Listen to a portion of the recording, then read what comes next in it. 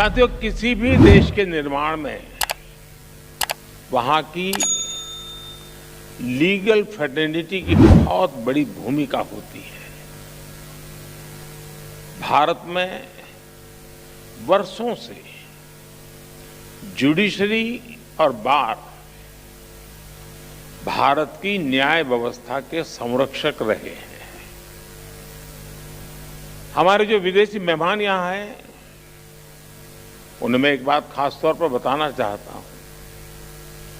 कुछ ही समय पहले भारत ने अपनी आजादी के 75 साल पूरे किए हैं और आजादी की इस लड़ाई में लीगल प्रोफेशनल्स की बहुत बड़ी भूमिका रही है।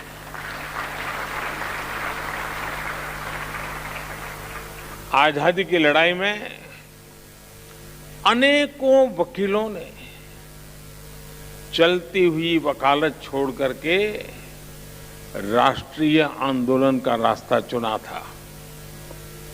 हमारे पूज्य राष्ट्रपिता महात्मा गांधी, हमारे संविधान के मुख्य शिल्पी बाबा साहब आंबेडकर, देश के पहले राष्ट्रपति डॉक्टर राजेंद्र प्रसाद, देश के पहले प्रधानमंत्री पंडित जवाहरलाल नेहरू, देश के पहले गृह मंत्री सरदार वल्लभ भाई पटेल, आजादी के समय देश को दिशा देने वाले लोकमान्य तिलक हो, वीर सावरकर हो, ऐसे अनेक महान व्यक्तित्व भी वकील ही थे।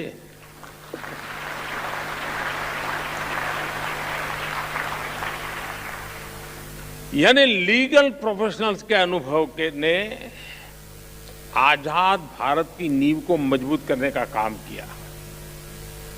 और आज जब भारत के प्रति विश्व का जो भरोसा बढ़ रहा है, उसमें भी भारत की निष्पक्ष स्वतंत्र न्याय व्यवस्था की बड़ी भूमिका है। आज ये कॉन्फ्रेंस एक ऐसे समय हो रही है जब भारत कई ऐतिहासिक निर्णयों का साक्षी बना है। एक दिन पहले ही भारत की संसद ने लोकसभा और विधानसभाओं में महिलाओं को 33% आरक्षण देने का कानून पास किया।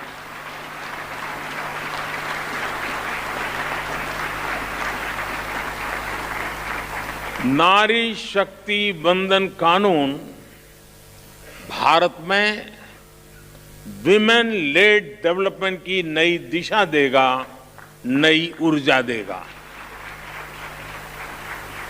कुछ ही दिनों पहले ही G20 के ऐतिहासिक आयोजन में दुनिया ने हमारी डेमोक्रेसी, हमारी डेमोग्राफी और हमारी डिप्लोमेसी की झलक भी देखी। एक महीने पहले आज के ही दिन भारत चंद्रमा के साउथ पोल के समीप पहुंचने वाला दुनिया का पहला देश बन गया था। ऐसी अनेक उपलब्धियों के आत्मविश्वास से भरा भारत आज 2047 तक विकसित होने के लक्ष्य के लिए मेहनत कर रहा है और निश्चित तौर पर इस लक्ष्य की प्राप्ति के लिए भारत को एक मजबूत, निष्पक्ष, स्वतंत्र न्यायिक व्यवस्था का आधार चाहिए। मुझे विश्वास है इंटरनेशनल लॉयर्स कॉन्फ्रेंस इस दिशा में भारत के लिए बहुत ही उपयोगी साबित होगा। मैं आशा करता हूं कि इस कॉन्फ्रेंस के दौरान सभी देश एक दूसरे की बेस्ट प्रैक्टिसेस से काफी कुछ सीख सकेंगे। फ्रेंड्स, 21वीं सदी में आज हम एक ऐसी दुनिया में रह रहे हैं जो डीपली कनेक्टेड है। हर लीगल माइंड या इंस्टीट्यूशन अपने ज्यूरिडिक्शन को लेकर बहुत सचेत है, लेकिन ऐसी कई ताकतें हैं जिनके खिलाफ हम लड़ रहे हैं, वो बॉर्डर्स या ज्यूरिडिक्शंस की परवाह नहीं करती। और जब खतरे ग्लोबल है तो उनसे निपटने का तरीका भी ग्लोबल होना चाहिए। साइबर टेररिज्म हो, मनी लॉन्ड्रिंग हो, आर्टिफिशियल इंटेलिजेंस हो और इसके दुरुपयोग की भरपूर संभावनाएं हो,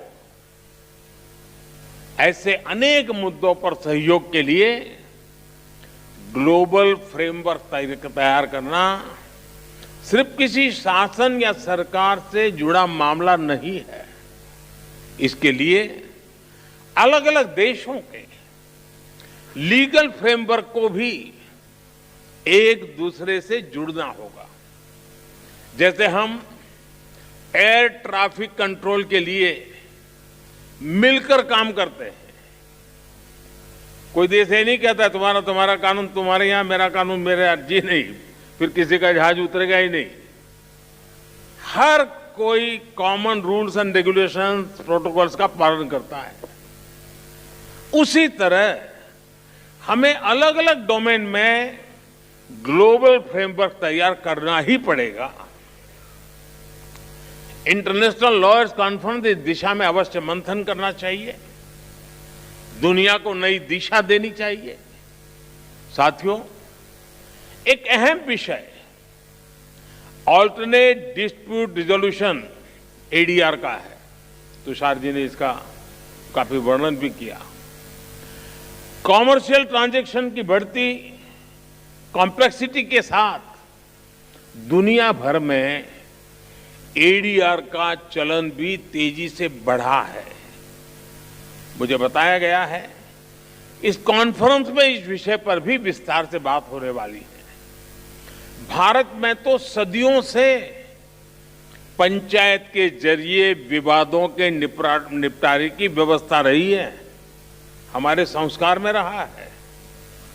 इस इनफॉर्मल व्यवस्था को एक व्यवस्थित रूप देने के लिए भी भारत सरकार ने मीडिएशन एक्ट बनाया है। भारत में लोक अदालत की व्यवस्था भी विवादों को हल करने की दिशा में बड़ा माध्यम है।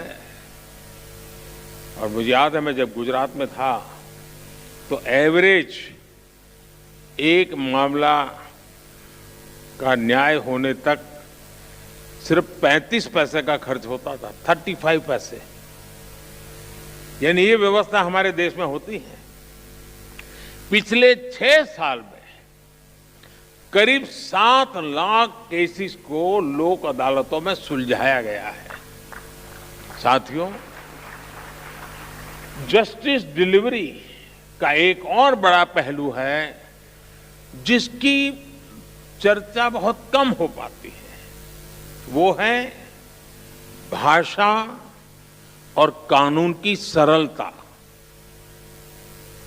अब हम भारत सरकार में भी सोच रहे हैं कि कानून 2 प्रकार से प्रस्तुत किए जाए। एक, जिस भाषा पे आप लोग के आदी हैं वो वाला ड्राफ्ट होगा, और दूसरा देश का सामान्य मानवी समझ सके ऐसी भाषा।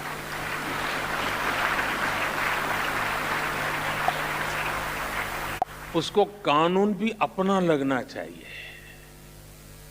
हम कोशिश कर रहे हैं, मुझे भी सिस्टम भी उसी ढांचे में पली बढ़ी है तो उसको बाहर निकालते निकालते, लेकिन हो सकता है कि अभी मुझे काफ़ी काम है, मेरे पास समय भी बहुत है, तो मैं करता रहूँगा।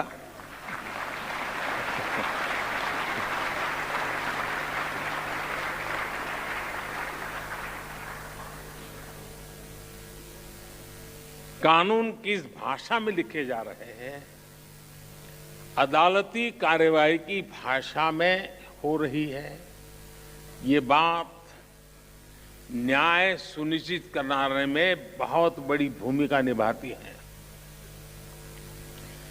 पहले किसी भी लॉ के ड्राफ्टिंग बहुत कॉम्प्लेक्स होती थी। सरकार के तौर पर अब हम भारत में नए कानून, जैसा मैंने आपको कहा, 2 प्रकार से और जितना ज्यादा हम सरल बना सके और हो सके उतना भारतीय भाषाओं में उपलब्ध करा सके, उस दिशा में हम बहुत सिंसियरली प्रयास कर रहे हैं।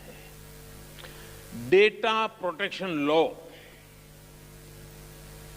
आपने देखा होगा, उसमें ये सिंप्लीफिकेशन का हमने एक पहली शुरुआत की है और मैं पक्का मानता हूं कि सामान्य व्यक्ति को उस परिभाषा से सुविधा रहेगी। भारत की न्याय व्यवस्था में मैं समझता हूं ये एक बहुत बड़ा परिवर्तन हुआ है और मैं चंद्रचूड़ जी का पब्लिकली मैंने एक बार अभिनंदन किया था, क्योंकि उन्होंने कहा कि अब कोर्ट जजमेंट का ऑपरेटिव पार्ट जो लिटिगेंट है उसकी भाषा में हम उपलब्ध कराएंगे।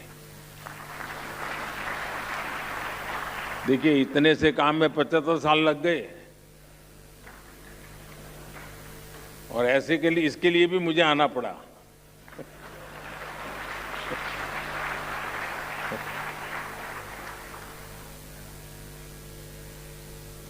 मैं भारत के सुप्रीम कोर्ट को इसके लिए बधाई दूंगा कि उसने अपने फैसलों को कई स्थानीय भाषाओं में भी अनुवाद करने की व्यवस्था की है।